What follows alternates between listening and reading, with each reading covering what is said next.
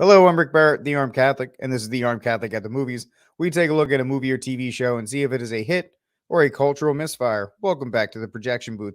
And this week we are going to take a look at the hotly anticipated film Super Mario Brothers. So the summary of the Super Mario Brothers movie, it is the story of the Super Mario Brothers on their journey through the Mushroom Kingdom. Now overall, Nintendo has been very shy about leasing out its intellectual property since the disastrous 1993 version of Super Mario Bros. Came out. But now we finally have a follow-up to that in this version of Super Mario Bros., this time it being animated. And it is arriving to much anticipation, due to the fact that the IP has been around since the 1980s and its continuing success in things like Mario Kart 8, of which you can find me on there under the name Lone Roadie. Overall, I have to say that I really enjoyed watching Super Mario Bros., and I feel it deserves all the hype that it is getting. Now, this isn't a guaranteed thing. I wasn't all on board with it. I thought the trailers were okay.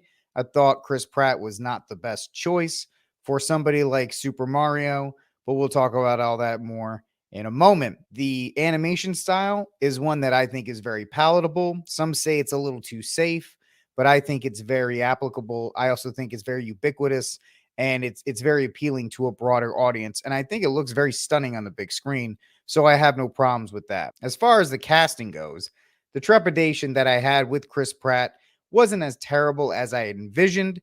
His voice was fine, and it wasn't the terrible parody that I had envisioned. Charlie Day was also fine as Luigi. Anna Taylor-Joy was very good in the role as Princess Peach. I'm going to expand more on that in a moment.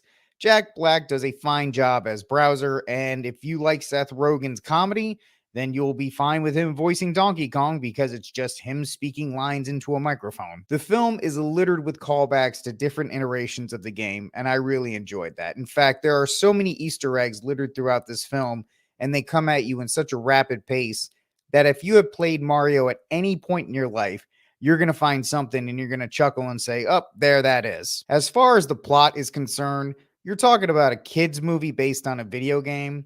So for me, the plot was sufficient to move the characters along from one set piece to another set piece. So let's talk about some of the highs and the lows. The highs, good length, came in right at 90 minutes, didn't overstay its welcome. Fun callbacks to different games throughout the Mario history.